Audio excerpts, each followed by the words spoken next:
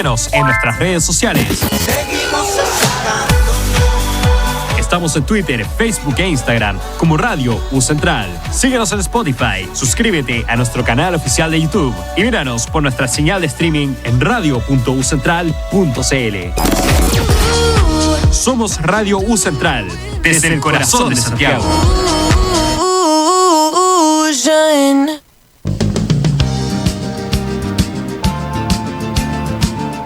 En Radio U Central presentamos Resonar con Vínculos, un espacio de diálogo inclusivo y enriquecedor que celebra la diversidad de voces y perspectivas de las personas mayores en relación con el envejecimiento. Conduce Juan Carlos Catalán.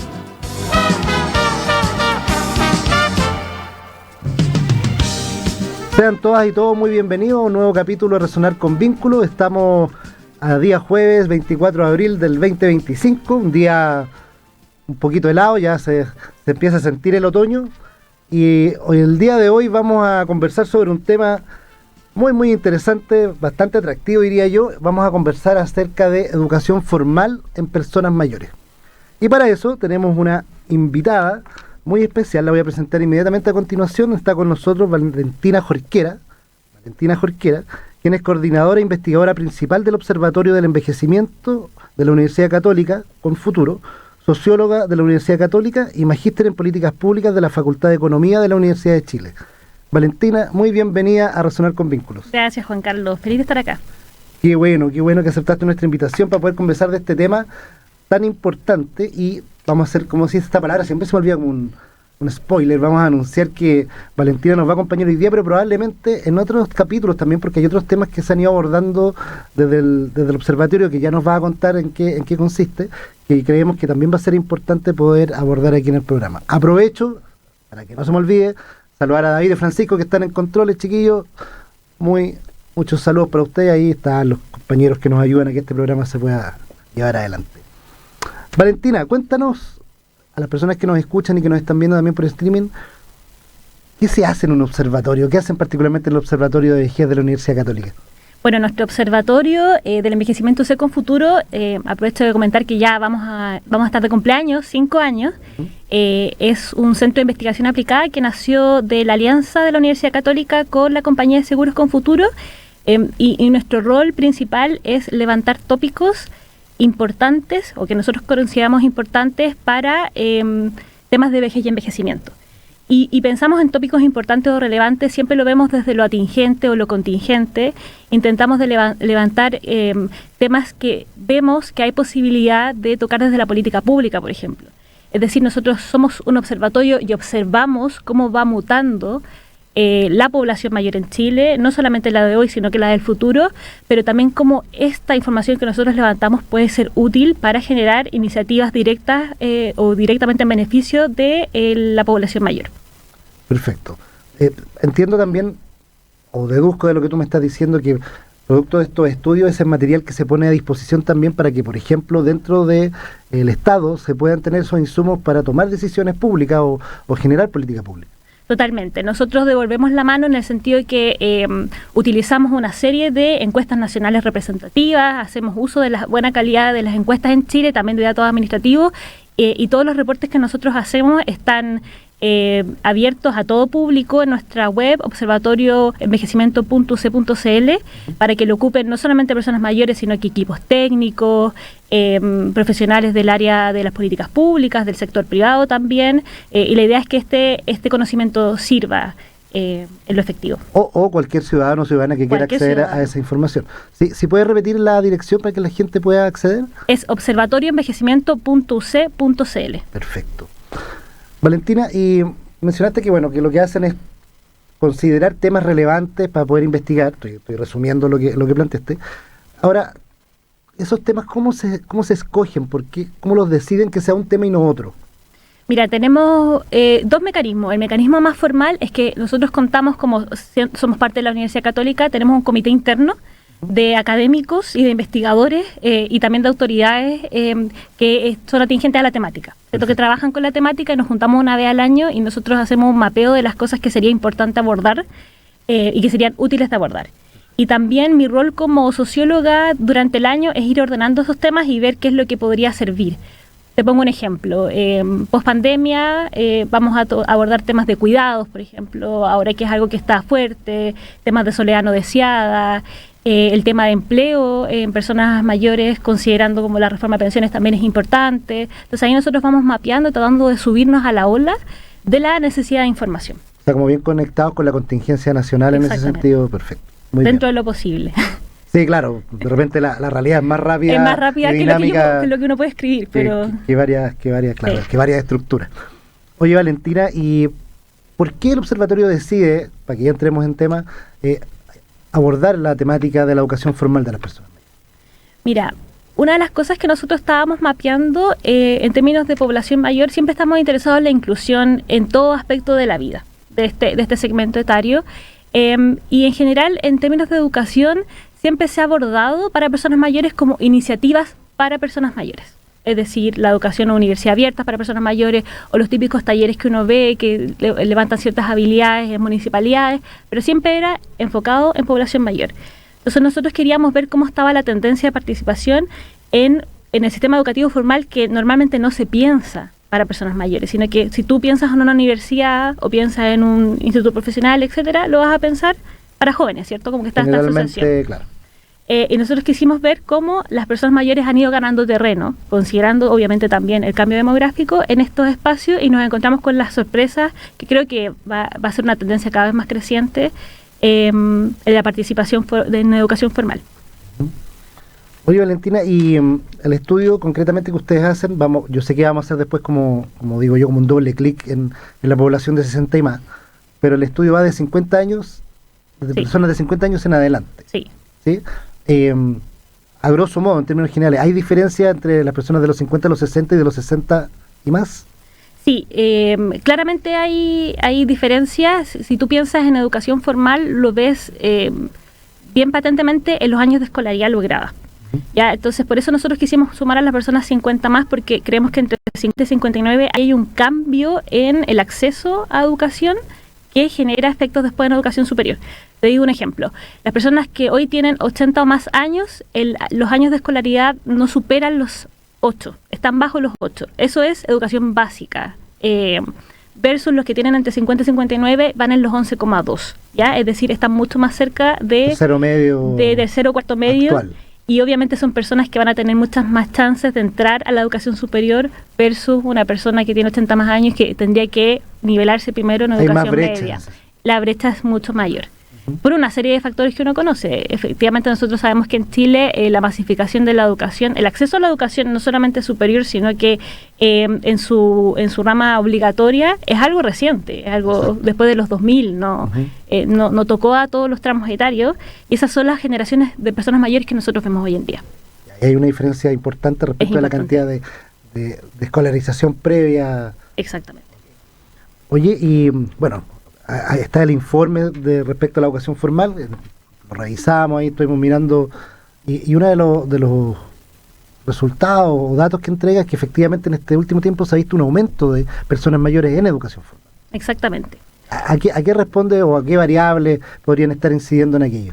Bueno, primero comentar dos cosas. Educación formal, nosotros nos referimos siempre como el sistema tradicional, el sistema que está estructurado, normalmente son carreras o educación básica, media. A eso nos referimos. Termina con certificación, termina con una licenciatura. Uno de los datos que nosotros vemos que son relevantes, que podrían afectar estas cifras que han ido aumentando, primero es el cambio demográfico. Tenemos mayor cantidad de población mayor, por ende vamos a ver mayor incidencia de personas mayores de 50 y de 60 años en distintos espacios, no solo educativos, sino participación social, participación política, va a permear todos los aspectos. Pero creemos también que la educación se está empezando a tomar como parte de un continuo en la vida. Estamos acostumbrados a pensar que la educación es parte de los ciclos tempranos de la vida, es decir, nosotros aprendemos cuando somos más chicos, después trabajamos, después nos retiramos. Uh-huh. Y ahora la educación, nosotros sabemos por una serie de paradigmas a nivel internacional de aprendizaje a lo largo de la vida, que el aprendizaje en general nunca termina. Y esto ha ido permeando a las personas mayores, y siento que son estas mismas las que han ido ido empezando a reclamar espacios en la educación. Y lo vemos en dos caras. Primero, la cara de la educación básica y media, es decir, personas que están volviendo a estudiar en estos tramos obligatorios de educación obligatoria que nosotros conocemos, por razones, por ejemplo, trabajo. Necesitan para el trabajo la licencia de octavo, que es algo que nos salió bastante en la parte cualitativa de este estudio, o para sacar la licencia de conducir, te piden octavo básico. Pero también mucho era para resignificar historias. Estaba todo el tema de la deuda consigo mismo respecto a la educación, porque la educación es mucho más allá de aprendizaje de un contenido. Es como resignificación de historia, es sacarse una mochila, es cumplir una meta. Es un tema de reconocimiento social también. Es un tema de reconocimiento social. Sobre todo en una sociedad como la chilena, donde la educación siempre ha estado muy marcada como un logro. Es un logro el tema del cartón, tenemos titulitis. Sí, tenemos titulitis. Qué buen concepto. Así que yo creo que todas esas variables van permeando, y igual tenemos que entender que la población mayor, qué cosa más heterogénea, ¿cierto? De 60 hacia adelante tenemos 40 años y infinitas historias, entonces muchos factores, y tenemos que tener en consideración esa heterogeneidad cuando vemos educación. Sí, yo tiendo a imaginar, y esto solo, insisto, imaginación, porque no cuento con un dato, yo tiendo a pensar que muchas personas no pudieron terminar su escolaridad producto de historias personales, situaciones concretas respecto de, por ejemplo, tener que salir a trabajar para poder mantener la familia, bueno, también dependiendo de la época histórica, quiebres institucionales, cosas que han ocurrido en Chile, que en el fondo no tiene que ver con que las personas no hayan querido terminar sus estudios, sino que probablemente no tuvieron la posibilidad producto de estas experiencias que pueden haber tenido. Sí, exactamente. Yo creo que ese es uno de los hallazgos importantes que nosotros vimos en el reporte. Cuando veamos la parte cualitativa, muchas personas hablaban de sacarse la mochila o de una promesa incumplida y lo veían como un fracaso personal. Pero uno tiene que pensar que, yo te diría que en casi la totalidad de los casos, el hecho de que las personas no lograran su educación obligatoria no es una decisión. Tiene que ver con contextos socioeconómicos, incluso territoriales. Tenemos que recordar que en estas generaciones se daba más el trabajo infantil, sobre todo en territorios urbanos. Había otra valoración y otros costos de la educación. Los colegios estaban más lejos, muchas veces no podían llegar. Menos oferta. Mucha menos oferta. El tema de cuántos hijos iban a colegio y cuántos no también es importante. El tema de género es fundamental también. Las mujeres que también tenían que seguir trabajando y cuidando. Como mencionaste justo eso, Valentina, en el estudio también aparece, hay un dato que las personas mayores están estudiando más, pero además esas personas que están estudiando más son más mujeres. Sí, yo creo que eso tiene que ver mucho con resignificación de historia en mujeres que básicamente están en los tramos extremos de nivel educativo, están entrando más a la educación básica y media, y es porque obviamente tienen mayor rezago escolar que los hombres, porque son las que tuvieron menos oportunidades y trabajaban, no estamos hablando solo de trabajo fuera de la casa, sino que dentro del hogar. Porque acuérdate que antes también las familias eran mucho más numerosas, es un contexto totalmente distinto, y también en tramos como por ejemplo profesionales o magíster, porque son mujeres que hoy se dan la oportunidad de seguir sus trayectorias educativas y dejar de lado ciertos otros roles o complementar ciertos otros roles, como por ejemplo roles de cuidado de los hijos cuando ya están más grandes. Tuvieron que postergar. Oye, Valentina, y yo me imagino que también dentro de lo que investigaron aparecieron muchos datos, mucha experiencia, pero ¿hay alguno en particular o algunos que hayan sido más significativos para este estudio en particular de lo que encontraron? A mí, bueno, ya lo que te comentaba. Que son todos importantes, pero... Sí, más allá del dato, yo te diría, Juan Carlos, es el tema del hallazgo cualitativo cuando la gente ve que no haber logrado específicamente la educación básica o media es un fracaso personal. Cuando, como yo te decía, obviamente cuando tú escuchas las historias de vida en una entrevista cualitativa, te das cuenta que hubieron un montón de factores adversos para que esa persona terminara. Yo ahí diría a cualquier persona que está escuchando, que es una persona mayor y que está en esta situación, que eso no es un fracaso personal, bajo ningún punto de vista, pero cómo ellos lo toman y lo resignifican en volver a estudiar, lo valoran mucho como, de hecho hay una cita que en el reporte que lo pueden leer, que es como sacarse la mochila, como la deuda pendiente que los marca mucho, es un tema que los marca, y no los marca solamente en lo laboral que uno podría pensar, sino que los marca como a nivel de personalidad. Incluso nosotros vemos también que en este mismo grupo de personas que van a educación básica o media, la educación significa autoestima, significa volver a aprender, volver a tener amigos, o hacer lo que nunca tuvieron espacio de hacer, como hacer disertaciones, por ejemplo, o tener un recreo, o hacer un trabajo de clases con compañeros. Eso no lo vivieron. Entonces, todas esas experiencias las están saltando.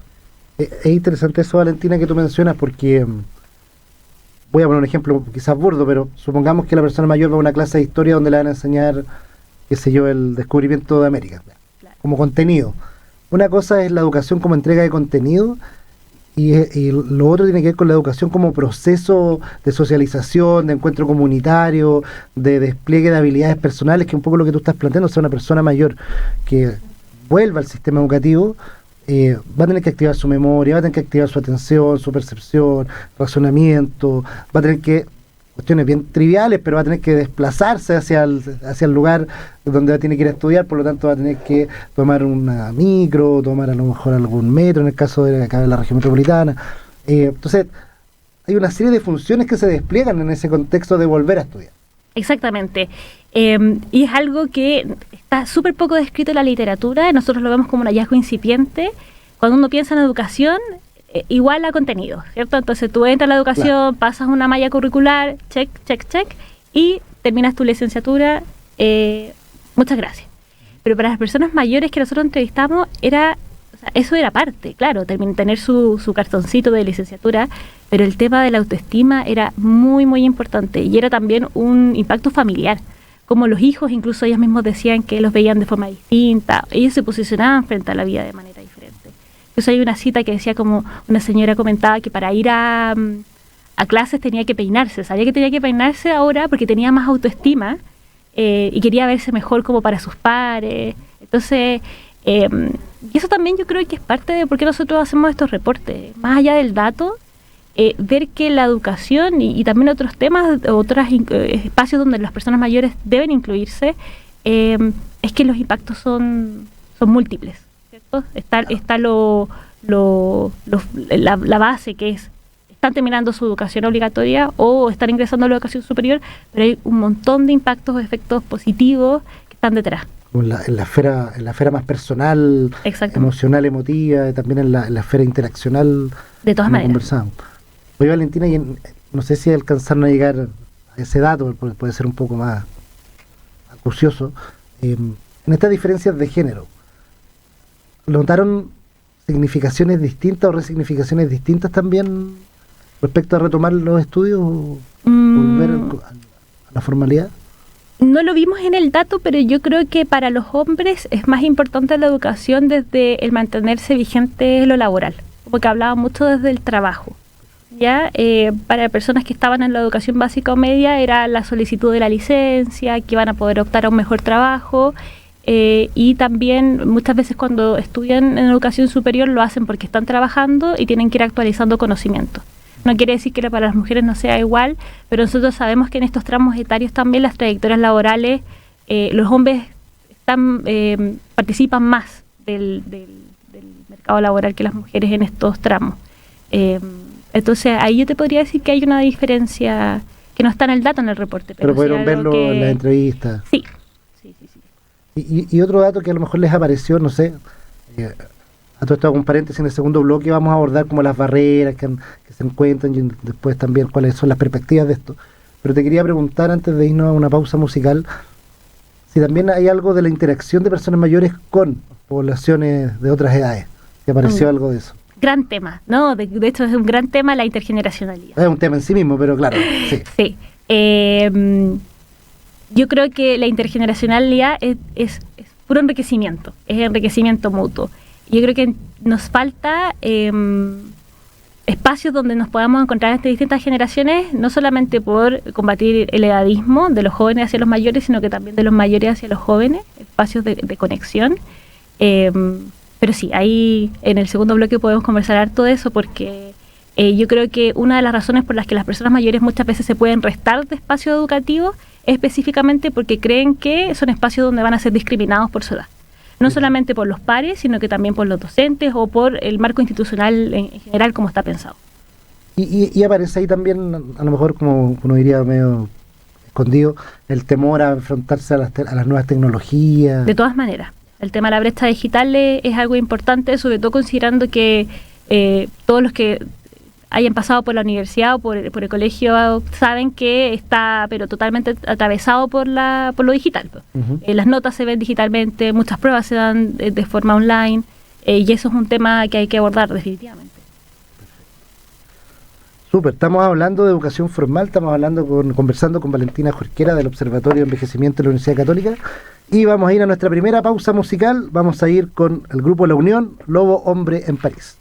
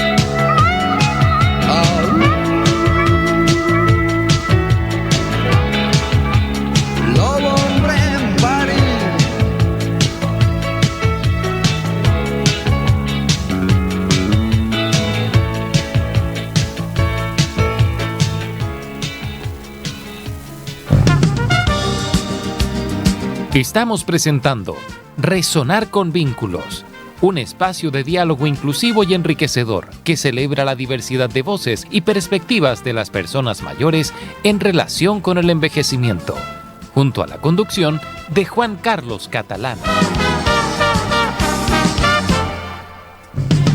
Estamos de regreso en Resonar con Vínculos. Estamos conversando con Valentina Jorquera del Observatorio de Envejecimiento de la Universidad Católica y estamos abordando el tema de educación formal en personas mayores.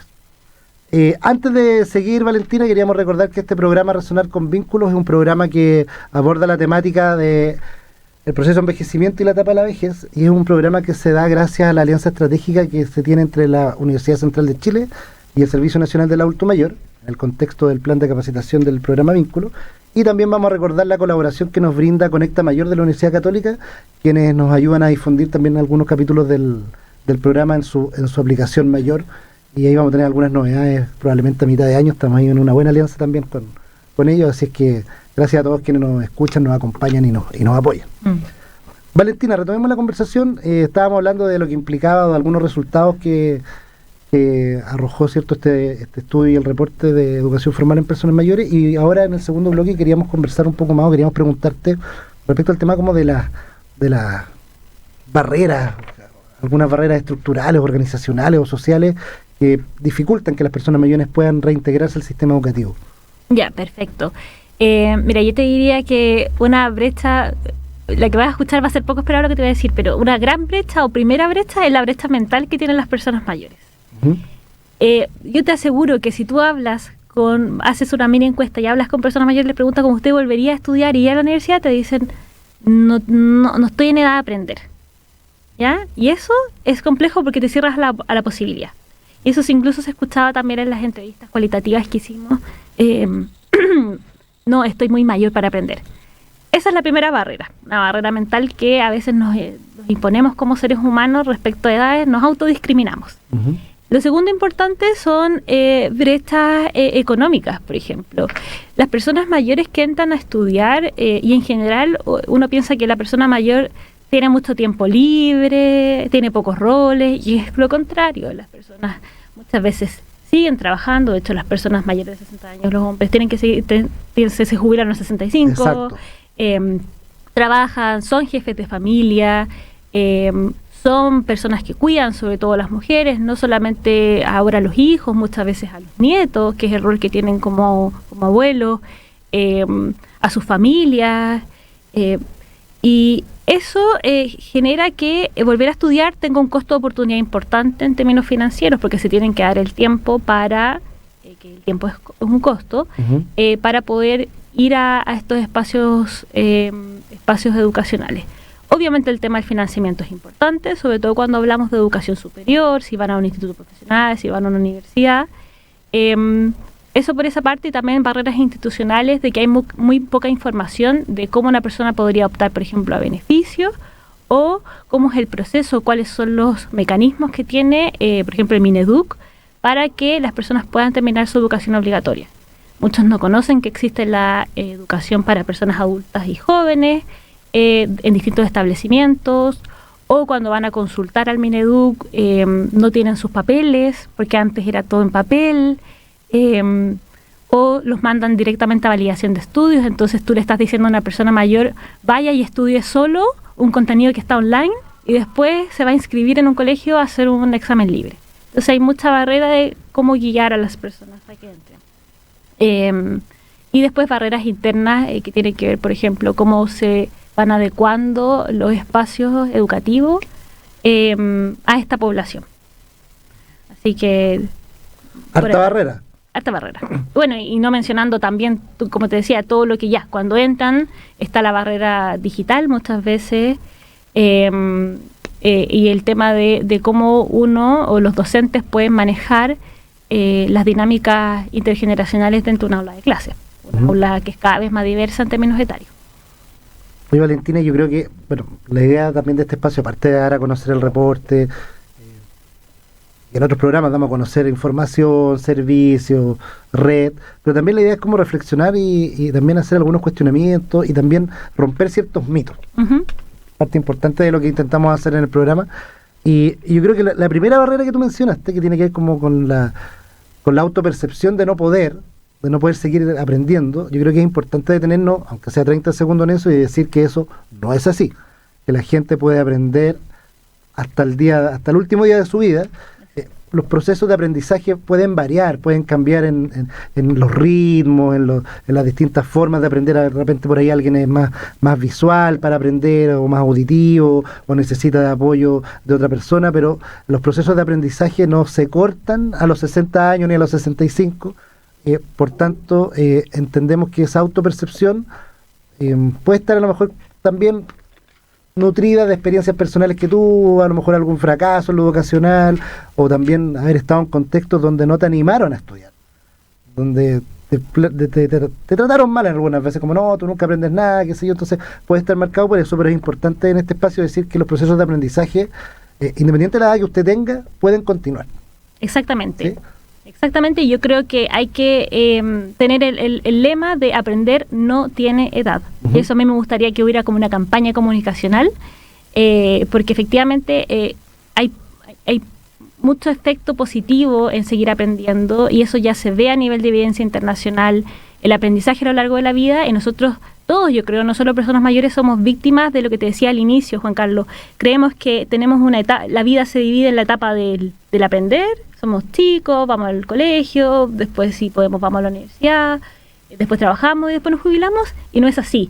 Y eso no tiene que ver solamente con inclusión de población mayor, sino que también con sociedades modernas, cómo va mutando la información y la necesidad de actualizarse. O sea, nosotros, por ejemplo, que estamos hablando hoy día en esta radio, vamos a tener que seguir estudiando probablemente toda nuestra vida, porque la información y las maneras en cómo nosotros adecuamos nuestra profesión va a ir cambiando. De seguro va a ser totalmente distinto como nosotros incluso investigamos en los próximos 30 años. Entonces, no es algo solo del efecto de la educación, sino como la sociedad va a necesitar que todos, independiente de la edad, tenemos que seguir aprendiendo. Si uno ocupara como una frase, no sé si la palabra es poética, pero en el fondo si el ser humano no aprende, puede desaparecer. En el fondo los aprendizajes son parte del proceso de adaptación a las nuevas realidades. Entonces todo el tiempo estamos aprendiendo. Claro, y sabes el ejemplo que tú pones con las nuevas tecnologías. El que no aprende nueva tecnología va quedando rezagado respecto de ciertos procesos, es verdad. Valentina, también quería que profundizáramos un poco, lo mencionaste y quizás no con la palabra que te voy a decir ahora, pero como también el edadismo, que en el fondo es cierto la discriminación por edad, incide en estas barreras para que las personas puedan o acceder o mantenerse en el sistema educativo. ¿Qué pudieron observar de aquello en el reporte? Sí, lo primero que te comentaba, el tema de esta barrera mental que se autoimpone a las personas, eso es el conocido autoedadismo, ¿cierto? Que tú misma te impones barreras o te encasillas en un estereotipo según la edad que tienes. Segundo, no lo veo como algo, no lo vimos como algo específicamente que las personas fueran edadistas como conscientemente, pero sí se daba que entran, por ejemplo, a las aulas y, tengo un compañero mayor, como, ¿qué está haciendo esta persona acá? ¿Ya? Entonces, ese consultarse, como el hecho de que tú veas a una persona en este espacio y digas como, ¿por qué está haciendo acá? Esto es como espacio no es para esa persona, eso ya es edadismo. Y en segundo lugar, el tema de los docentes, que muchas veces no se los educa en gerontología educativa o en aulas diversas, y pasa que, y lo vimos en el reporte, casos de, si te está costando mucho el tema de la tecnología, quizás bota el ramo o te va a ir mal. Entonces, si te está costando, te rezaga, entonces no hay como una adecuación. Y eso iba directamente anclado con la edad, y efectivamente en vez de que las instituciones empiecen a abrazar esto y decir, tengo estos protocolos, pero quizás incluso los mismos docentes, ¿cómo yo puedo ahora manejar aulas que son más diversas? Está como el, no, pues si tú no te adecuas a cómo nosotros lo hemos ido haciendo todos estos años, lo siento, pues vas a ir quedando rezagado. Tú mencionaste algo que me gustaría que pudiéramos profundizar, tiene que ver como con la multiplicidad de roles que puede tener una persona mayor, y quizás con el prejuicio de las personas no mayores de decir como, no, las personas mayores tienen tiempo libre, podrían estudiar perfectamente. ¿Cómo se conjuga esa multiplicidad de roles con, además, tomar la opción de volver al sistema educativo? Sí, efectivamente, cuando nosotros hicimos un reporte, creo que fue hace 1 o 2 años, de ocio y tiempo libre, vemos que las personas mayores tienen cantidad de horas similares en ocio que población incluso más jóvenes. Y ya se ve un poquito más de ocio, 80 más, por ejemplo, cuando ya las personas efectivamente se retiran del mercado laboral. Las personas mayores siempre han conjugado una serie de roles. Lo que te decía, siguen trabajando, muchas veces lo hacen desde la informalidad. Las mujeres, se sabe que personas mayores, las mujeres que son mayores o cuidan a nietos, muchas veces de manera muy frecuente, porque son el sostén de la familia en el eje cuidado, o también cuidan a sus cónyuges, siguen manteniendo una casa con todo lo que tiene que ver con las tareas domésticas y no remuneradas. Entonces, cuando entran a estudiar, como yo te decía, es un costo de oportunidad importante. Pero uno tiene que pensar, y te lo comenté en algún momento, la teoría de acumulación de roles. No por tener más roles vas a estar peor, sino por el contrario. Estas son personas que encuentran un significado en la vida en tener distintas ocupaciones. Y de hecho, la educación ahí es importante porque te saca del hogar. ¿Ya? Cuando tú vas al sistema educativo, tú tienes que salir porque tienes que ir a un aula, específicamente en las modalidades que son presenciales. Y eso es súper importante porque te da un nuevo rol, que es ponerte la mochila como alumno, pero también te da un nuevo rol porque empiezas a socializar con otras personas de distintas edades, están los profesores, el hecho de transportarte incluso te saca de... así que yo diría que dentro de los distintos roles que las personas van desarrollando, el tema educativo es importante porque te saca de los roles normados para una persona mayor. O sea, es como un nuevo rol. O del imaginario de. Del imaginario de, ¿cierto? Como... y a mí me da mucho entusiasmo cuando nos han entrevistado y hacen reportajes y muestran la imagen de la persona mayor con la mochila. Entonces, como es el resignificar ese rol. Como me puse la mochila y ahora es algo que no se esperaba de mí, pero en eso estoy. Mira, justo ahora que hablaste de eso, me acordé de algo antes de seguir con el tema, que creo que fue el fin de semana, salió una nota en un noticiario. Sí. Que justamente te entrevistaron a ti y a otra colega. Aprovecho de mandarle saludos a Sara Caro, que por si nos está escuchando viendo, que la vamos a invitar también, la hemos invitado, no hemos podido concretar la invitación. Y ahí salió una persona mayor que está estudiando Derecho aquí en la Universidad Central, de hecho, si es que no me equivoco, porque vi la nota, que había retomado sus estudios como a los 60 y tantos años. Sí. De Derecho. Me acordé de esa imagen de la... Periodismo me corrigen por interno. Sí, periodismo. Sí. Ahí los colegas... ¿Viste? Entonces en la carrera de periodismo hay una persona mayor que retomó ahí estudios. Así que me acordé de esa imagen. Quería retomar un poco el tema de las brechas y a lo mejor te voy a preguntar algo que no tiene que ver con materia propia del estudio, ni tampoco con la labor del observatorio, pero eventualmente, como has estado estudiando esto, aparece por ahí algún dato. Yo pensaba que la persona mayor que tiene que ir a estudiar, particularmente algo presencial, tiene que ejercer gastos. Tiene que comprar cuadernos, lápices, materiales, dependiendo de la carrera que sea. Tiene que transportarse, tiene que eventualmente comprar ropa si es que necesita, a lo mejor no tiene tanta ropa de abrigo, si es que va a tener que salir en invierno. Probablemente va a dejar de cuidar, y lo que permitía que alguien saliera a trabajar en el contexto familiar, por lo tanto también ese ingreso se puede ver mermado. Hay aportes económicos, subsidios de alguna institución, bueno, particularmente del Estado, también instituciones privadas que apoyen estas acciones, porque efectivamente una cosa es el deseo, las ganas, la voluntad, pero también hay que ser realistas cuando además tenemos personas que tienen pensiones, la PGU, que es la básica, ¿cierto?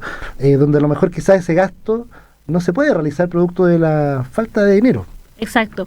Mira, en Chile el ecosistema de apoyo que tiene el Mineduc no tiene barreras etarias propiamente tal. Entonces, lo que sí se ve es que, por ejemplo, las personas que entran a la educación para personas adultas y jóvenes y adultas, el EPJA, tienen acceso, por ejemplo, a su pase escolar.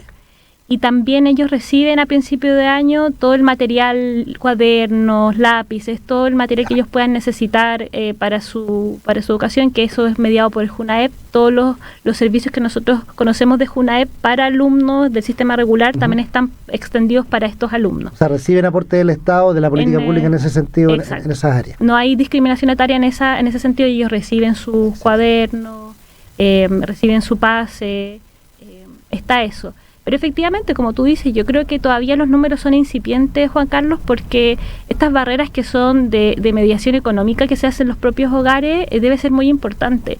Y no solamente económica, porque efectivamente se tienen que enfrentar a la decisión de, bueno, tengo que ir a estudiar y como dices tú, hay que igual pagar el pase, o hay que igual vestirse. O llevar colación, hacer más comida de la cotidiana para poder llevar si hay que almorzar en el colegio. Y no tenemos, obviamente no están los datos, pero imagínate cuántas personas quedan fuera de la idea de ir a estudiar por estas mismas barreras, que son barreras que están dentro del hogar, que uno no las ve, que son de mediación económica, y también, no es lo mismo que estamos hablando, pero conversaste, muchas veces barreras de las propias familias. Yo creo que ahí el apoyo familiar es súper importante. Nosotros veíamos que en su mayoría las personas que entrevistábamos estaban muy respaldadas por los hijos, por ejemplo, o por el cónyuge. Anda a estudiar, mamá, anda a estudiar, papá, termina la media, termina la básica. Ese apoyo es muy importante, que es un apoyo emocional, porque no solamente lo económico es lo que vale, sino que también este apoyo. Y así como muchas mujeres, sobre todo, cuando el cónyuge le dice como, oye, no, o oye, pero es que va a ir a estudiar y ¿qué pasa con la casa, por ejemplo? Claro. Ahí ya... Ahí no hay un facilitador. Ahí no hay un facilitador. Entonces, y sí vemos que las familias son un facilitador importante, así como puede ser un detractor muy importante. Ya, o sea, puede transformar, tiene las dos caras de la moneda. Tiene la doble dualidad. Y son las mismas, por ejemplo, en un caso que nosotros entrevistamos, eran las hijas las que les decían, tienes que ir a estudiar. Incluso de repente la mamá decía, no voy a leer la cita, pero la voy a comentar. Está lloviendo, no voy a ir a clases, porque estas clases son normalmente en horario vespertino. Y las hijas le dicen, no, pues mamá, tenés que ir, porque a nosotros, cuando íbamos al colegio, tú nos decías, con lluvia y todo, tienes que ir a estudiar. Entonces Claro. nosotros ahora tenemos que decir, no, tenés que ir a estudiar. Y normalmente estas mismas personas, que cuando ya terminan su licenciatura, octavo, cuarto medio, y está todo como está el evento, van familias completas, y ahí de nuevo vuelta a lo que yo te decía al inicio, como todo este aumento de autonomía, de validación personal.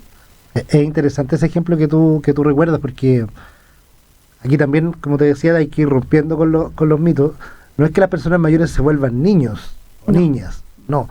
Pero en ese ejemplo que tú pones, que rescatas del fondo de lo que tú estudiaste, quizás si uno pudiera conversar con esas hijas, ellas en ese ejercicio de decirle a la mamá, logran entender por qué su mamá a temprana edad de ellas hacía ese acto de que fueran a estudiar. No era por molestarlas ni para que no estuvieran en la casa, era por lo importante de estudiar, por lo importante que tuvieran a lo mejor herramientas propias para poder defenderse en un futuro. Entonces también ahí hay como aprendizajes familiares importantes respecto, a lo mejor te ha ocurrido a las personas que nos escuchan, uno a lo mejor hay cosas que no entendió de los papás o las mamás, ¿cierto? Y ahora uno está más grande y incluso le ha tocado ser papá o mamá, logra entender esas cosas que no entendiste finalmente. Entonces Exacto. hay ahí también un mensaje también como de comprensión de los grupos de hijos y hijas de las distintas generaciones. Y también, así como uno ve casos favorables en términos familiares, también ve casos de muy lamentables de vergüenza frente a miembros de la familia que no lograron su educación obligatoria. Y esto, vuelta a decir, yo te diría que casi la totalidad de los casos, las personas que no lograron su escolarización completa, no es un fracaso personal, tiene que ver con el contexto socioeconómico, con las distancias, con la ruralidad, con el trabajo infantil, y una serie de variables adicionales que explican por qué estas personas no terminaron el colegio. Oye, Valentina, y en base a todos estos datos que hemos estado conversando, datos, experiencias, nuevo conocimiento, a tu juicio técnico, ¿cuál crees tú que sería el rol o los roles que debiera tener las instituciones formadoras o el sistema educativo propiamente tal frente a la educación de personas mayores? Sí, yo creo que ahí estamos muy al debe. Como tiende a suceder acá en Chile, la política educativa y en general las políticas públicas y las instituciones como son reactivas, no como que no piensan en el futuro. Hace poquito el censo nos dijo algo que nosotros ya sabíamos hace mucho tiempo, que Chile es de los países más envejecidos del Cono Sur, junto con Uruguay. Lo hacemos a un ritmo muy acelerado. Lo que nosotros estamos viviendo en 30 años, Europa lo vivió en 70, 80. Entonces, el envejecimiento de la población nos está pillando los talones. Y a mí no me gusta ocupar esta frase, pero las instituciones educativas no se han dado cuenta que los clientes, no me gusta esa frase, pero para que se entienda, los clientes del futuro del sistema educativo van a ser de tramos etarios no más jóvenes, ¿ya? Más diversos. Vamos a encontrar una universidad, espero yo, mucho más diversa en términos etarios, y las instituciones educativas tienen que prepararse para eso, desde la infraestructura, ¿ya? Desde cómo los docentes se preparan para tener aulas diversas, porque efectivamente eso es un desafío extra que hay que contemplar. No solamente, no lo estoy diciendo en el sentido de que las personas mayores sean desafiantes, bajo ningún punto de vista, sino que la diversidad etaria es un público distinto y exige distintas metodologías, distintas adecuaciones. Así que yo creo que las instituciones educativas también no se han dado el tiempo de llamar a estos distintos tramos etarios. Y de hecho, si tú ves en los datos del reporte, los institutos profesionales son los que llevan la batuta en matrícula de educación superior de personas 50 más. Y los que se están quedando rezagados son las universidades estatales y las del CRUCH, en general. ¿Hay alguna hipótesis de por qué ocurre eso? Yo creo que es por los costos de oportunidad. Los institutos profesionales tienen carreras profesionales, valga la redundancia, pero son más cortas. Son carreras más cortas. Los institutos profesionales están en distintos territorios, a diferencia de las universidades que normalmente se asocian como a las ciudades. De repente hay IPs chiquititos en zonas que uno creía que no había, entonces hay en distintas comunas. También hay muchas veces acceso más libre en términos de como la prueba, la PSU, por ejemplo, no hay que dar la PSU. Y también hay mucha más adecuación financiera. Puede haber más ayuda y como son más cortos no es tan caro. Yo creo que eso es bien importante. Y lamentablemente las universidades estatales y las del CRUCH son las que están con una matrícula muy bajita de personas mayores.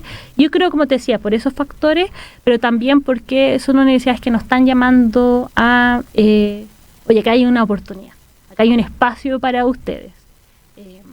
Y eso es súper importante. Y si hacemos un acercamiento, lo mencionaste, pero particularmente la formación de los docentes. Uh-huh.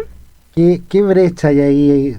No debe ser una sola, pero ¿qué observas tú en la formación de docentes respecto de este escenario, este nuevo escenario que ya está, pero que además va a crecer probablemente? Sí, mira, antes de decir cualquier cosa, primero es un respeto enorme a los docentes, sobre todo los que trabajan en EPJA, en educación para jóvenes y adultos, porque tienen que trabajar literalmente con toda la población adulta con rezago escolar, 18 más años, y por ende, como nosotros sabemos, de muchos factores que inciden en lo que otros han denominado como crisis educativa, están con una serie de temas con los que lidian y uno les viene a dar otra pega más. Otro elemento.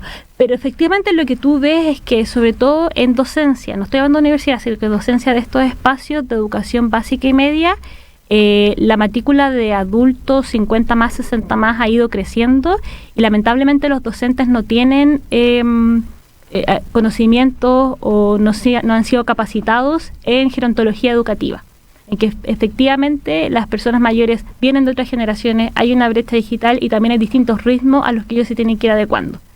Y eso sorprende porque el Mineduc para EPJA tiene una serie de diplomados y cursos que están constantemente actualizando, pero no hay nada de personas mayores y es extraño porque es una población relativamente significativa de su alumnado.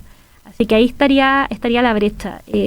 Y me atrevo a decir, cuando yo conversé con una directora de uno de estos colegios grandes acá en Santiago de EPJA, que los docentes han ido aprendiendo desde la práctica. ¿Ya? Haciendo una caricatura como llegan a la sala y se enteran de que tienen personas mayores o más personas mayores en el curso. O sea, han ido viendo cómo ha aumentado la matrícula y ellos mismos han tenido que ajustar sus metodologías, no está en la malla curricular formal, ellos de a poco han tenido que ir ajustándose a esta diversidad etaria, como te digo, con todos los otros problemas de rezago escolar que tenemos en Chile. Pero yo creo que hay una ayuda en cómo trabajar específicamente en educación con personas mayores sería algo bastante importante y no lo veo en términos de política pública. Pueden ser una capacitación es costo eficiente. Ellos ya tienen todo el ecosistema armado para capacitar a los docentes que trabajan en esta área. Entonces sería incluir ahí, en ese espacio que ya existe, más que inventar la rueda de nuevo, temáticas que tengan que ver con formación de personas mayores. Exactamente, en su capacitación. Darles recursos, y al final eso es lo que necesitan, darles recursos para que puedan trabajar con aulas diversas. Recursos pedagógicos.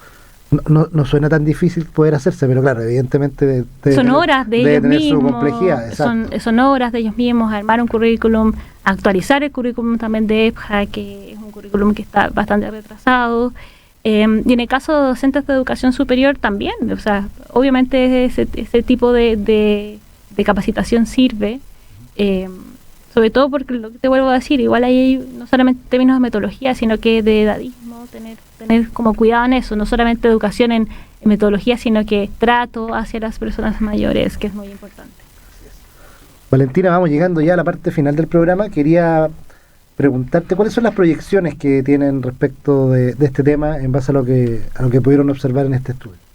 Sí, si consideramos que en los próximos 30 años menos de hecho, 25 años vamos a ser casi 7 millones de personas mayores, el 32% de la población, nosotros creemos que la universidad del futuro va a ser una universidad totalmente diversa en términos etarios.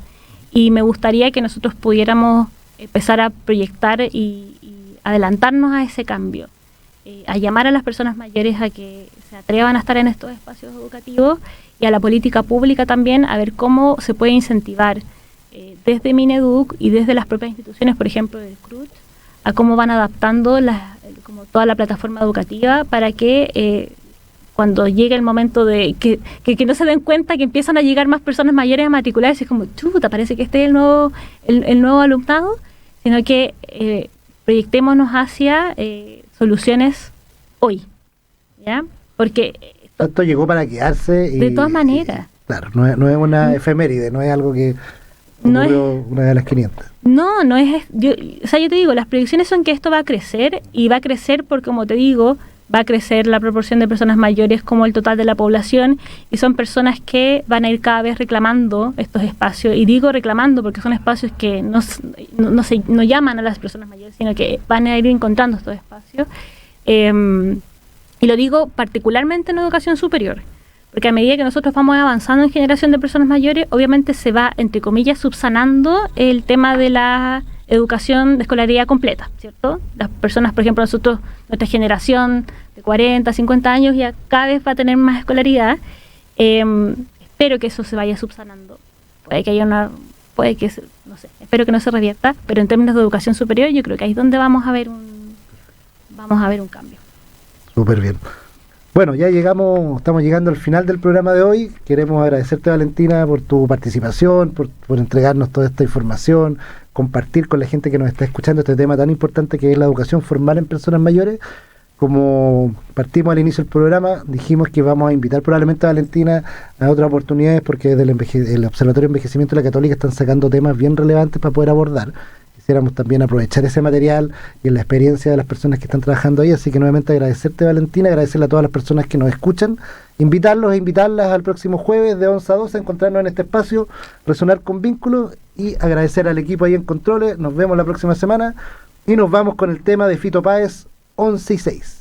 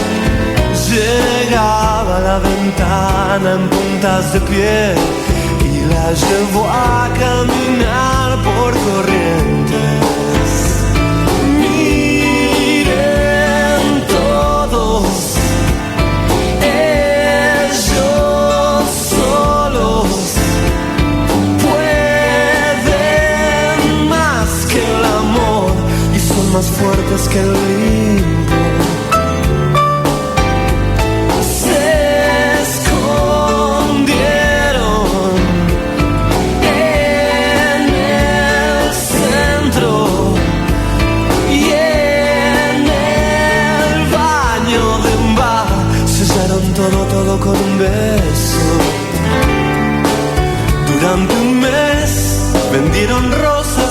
paz. Presiento que no importaba nada más. Y entre los dos juntaban algo. No sé por qué, pero jamás los volví a ver. Él carga con 11 y ella con 6. Y si reía le daba la luna. Miren todos, ellos solos pueden más que el amor y son más fuertes que el limbo. Se escondieron en el centro y en el baño de un bar. Sellaron todo con un beso.